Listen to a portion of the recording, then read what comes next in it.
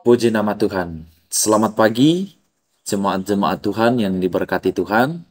Sebelum kita melakukan aktivitas kita pada hari ini, kita sama-sama akan mendengarkan kebenaran firman Tuhan.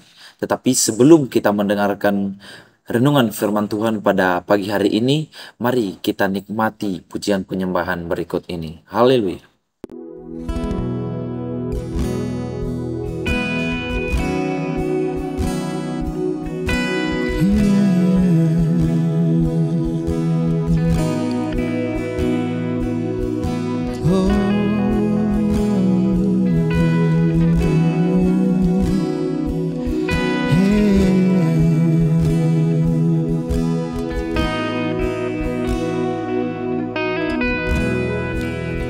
Dekat padamu itu rinduku,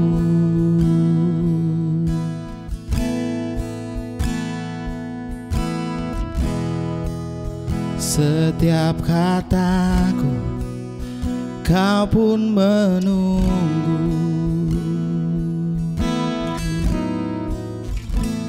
Tak kusangka ku temukan satu kasih yang abadi. Kini ku datang dan ku bawa hidupku. Oh, memandang wajahmu, mengikuti kebaikanmu, mengejar hadirmu dalam hidupku.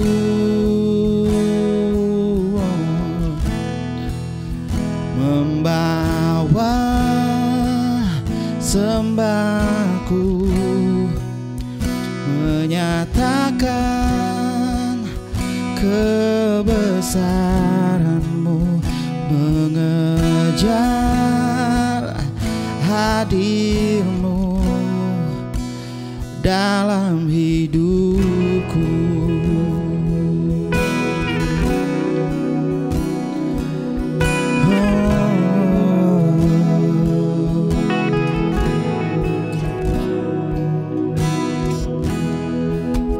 Dekat padamu itu rinduku,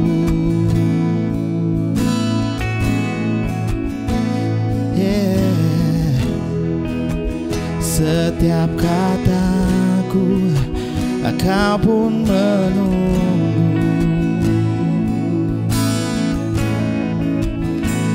Tak kusangka ku temukan satu kasih yang abadi.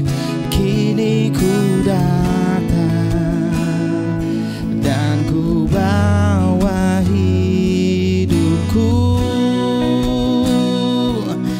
Oh, memandang wajahmu,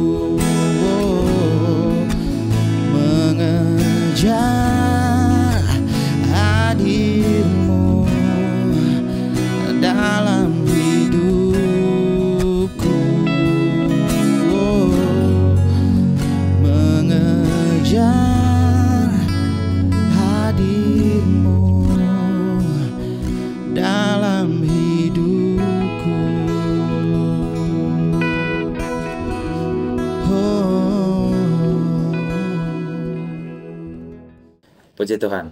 Mari kita sama-sama bersatu hati di dalam doa. Kami mengucap syukur kepada Tuhan. Pada pagi hari ini kami ada sebagaimana kami ada, semua karena anugerah Tuhan dan pertolongan Tuhan dalam hidup kami. Bapa dalam sorga, sebelum kami memulaikan aktivitas kami rindu mendengarkan firman-Mu. Urapi kami semua, pakai kami semua Tuhan, dan biarlah lewat hamba-Mu kami diberkati. Terima kasih. Di dalam nama Tuhan Yesus kami sambut firman-Mu. Haleluya. Amin. Puji Tuhan, Bapak Ibu Saudara yang diberkati Tuhan. Pada pagi hari ini kita akan sama-sama mendengarkan firman Tuhan yang terambil di dalam Injil Yohanes pasalnya yang ke-21, ayatnya yang ke-19. Saya akan membacakan kepada jemaat-jemaat Tuhan. Dan hal ini dikatakannya untuk menyatakan bagaimana Petrus akan mati dan memuliakan Allah. Sesudah mengatakan demikian, ia berkata kepada Petrus, "Ikutlah aku." Bapak Ibu Saudara yang diberkati Tuhan, tema kita pada saat ini yaitu ikutlah aku. Kalau kita melihat perikop ini berbicara tentang peristiwa Jumat Agung. Dan peristiwa Jumat Agung itu berbicara tentang peristiwa bagaimana Tuhan Yesus ditangkap, disiksa, dan kemudian mati di atas kayu salib. Tetapi di dalam peristiwa Jumat Agung juga berbicara tentang peristiwa pengkhianatan. Bapak Ibu Saudara yang diberkati Tuhan. Kalau kita melihat misalkan pengkhianatan Yudas ketika ia menjual gurunya 30 keping perak. Nah, sekarang pengkhianatan Petrus, pengkhianatan yang dilakukan oleh Petrus, ia mengatakan, "Aku tidak kenal orang yang sedang diadili," dan ditangkap itu. Simon Petrus ini adalah seorang pengkhianat, tetapi di dalam pengkhianatannya ada penyesalan yang timbul, dan ketika Tuhan Yesus bangkit dari antara orang mati, maka terjadi percakapan kembali antara Tuhan Yesus dan Simon Petrus. Di dalam Yohanes pasalnya yang ke-21 ayatnya yang ke-15 sampai 19, saudara bisa akan membacanya nanti. Ada pertanyaan yang ditanyakan Tuhan Yesus kepada Petrus, yaitu, "Apakah engkau mengasihi aku?" Nah, kalau kita melihat kata kasih yang dikatakan oleh Tuhan Yesus di sini adalah kasih agape. Tetapi Simon Petrus menjawab kasih agape Allah, kasih yang dikatakan Allah itu dengan kasih philea, yang artinya kasih persahabatan. Ketika Simon Petrus tahu dan sang gurunya itu bertanya, maka ia tahu kelemahannya. Dan dia berkata, "Tuhan, aku mengasihi engkau." Tetapi kasih yang dikatakan oleh Simon Petrus itu adalah kasih philea atau kasih persahabatan. Kenapa Petrus mengatakan seperti begitu? Karena ia tahu bahwa hanya kasih Tuhan yang sanggup memberikan kasih agape itu kepada saya dan saudara yang sudah mengkhianatinya. Bapak Ibu Saudara yang diberkati Tuhan, kita melihat panggilan Tuhan atas diri Simon. Tuhan memanggil dia awalnya menjadi penjala manusia. Dari penjala ikan sampai kepada penjala manusia. Dia dipanggil dan dipersiapkan selama 3,5 tahun untuk mengembangkan akan amanat agung Tuhan, yaitu untuk membawa orang-orang untuk mengenal Tuhan. Itulah panggilan penginjilan. Nah, sekarang yang kita bahas adalah tema kita, yaitu ikutlah aku. Bagaimana dengan kita yang mau mengikut Tuhan atau orang-orang percaya yang sudah mengikut Tuhan? Setiap orang yang mengikut Yesus harus siap menghadapi banyak cobaan. Orang yang mau mengikut Yesus itu bisa dikatakan hidup dalam penderitaan. Tetapi di dalam penderitaan, bahkan di dalam cobaan yang datang dalam hidup saya dan saudara, Tuhan selalu berserta di dalamnya. Karena dikatakan di dalam 1 Korintus pasalnya yang ke-10, ayatnya yang ke-13, "Barang siapa yang dicobai, ia tidak akan dicobai melampaui kekuatannya, tetapi di dalam setiap pencobaan yang dia alami itu Tuhan turut bercampur tangan di dalamnya." Ada suatu jaminan dalam kehidupan saya dan saudara, ada suatu jaminan Tuhan bahwa Tuhan selalu menolong saya dan saudara. Bagi orang-orang yang percaya kepada Tuhan, bagi orang-orang yang mengasihi Tuhan, dia tetap menolong. Meskipun keadaan kita terkadang susah, terkadang lemah, terkadang merasakan hidup kita ini tak berdaya lagi, tetapi Tuhan tetap memberikan kekuatan kepada kita. Bapak Ibu Saudara yang diberkati Tuhan, setiap orang yang mengikut Yesus, setiap orang yang percaya kepada Yesus, hidupnya akan damai. Mungkin kita dulu telah menganiaya Tuhan. Mungkin kita dulu tidak percaya kepada Tuhan, tetapi Tuhan tidak melihat itu. Bagaimana dengan saya dan saudara berkata bahwa aku mau mengikut Tuhan. Apapun alasannya, kita harus tetap mengikut Yesus. Nah, syarat mengikut Yesus apa? Mari kita buka sama-sama di dalam Lukas pasalnya yang ke-9. Mari kita buka sama-sama Bapak Ibu yang terkasih di dalam Kristus kita Yesus Kristus. Kita buka di dalam Lukas pasalnya yang ke-9, ayatnya yang ke-23. Saya akan membacakan kepada Bapak Ibu Saudara. Katanya kepada mereka semua. Kata Yesus kepada mereka semua. Setiap orang yang mengikut aku, ia harus menyangkal diri dan memikul salibnya. Bapak Ibu Saudara yang diberkati Tuhan, saya akan bacakan sekali lagi.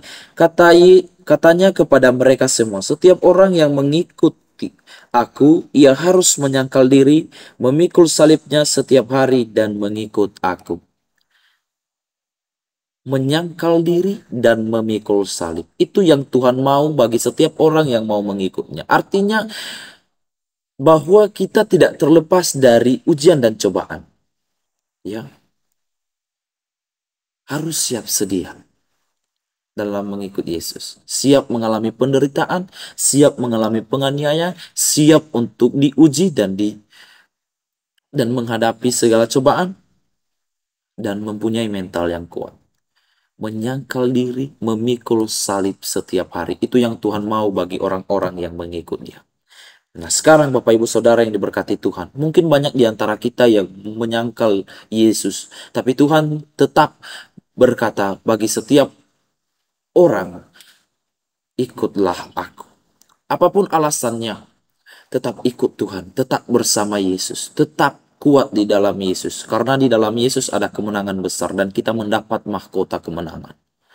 Tetapi dalam setiap kita juga yang mengikut Yesus, kita harus benar-benar menyatakan, aku mau mengasihi Engkau Tuhan, aku mau mengasihi Engkau Tuhan. Dan kasih yang kita katakan itu adalah kasih agape. Seperti Bapa kita yang di sorga menyatakan kasihnya kepada kita.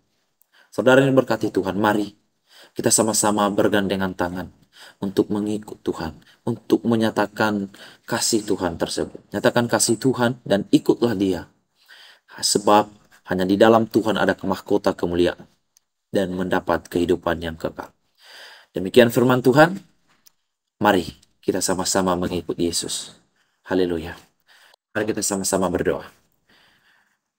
Terima kasih Tuhan, terima kasih Bapa di sorga, buat firman-Mu yang kembali mengingatkan kami betapa pentingnya mengikut Yesus. Mungkin kami dulu bersalah kepada Tuhan, tetapi kami mau terus mengikut Engkau Tuhan. Terima kasih Bapa di sorga yang kembali mengingatkan kami firman-Mu untuk mengikut Engkau. Terima kasih.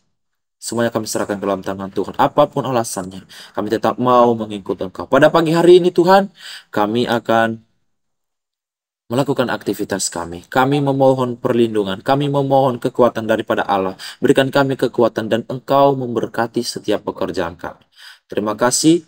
Kami memulaikan aktivitas kami dengan penuh ucapan syukur. Hanya di dalam nama Tuhan Yesus Kristus. Haleluya. Amin. Selamat pagi, selamat beraktivitas. Tuhan Yesus memberkati. Haleluya.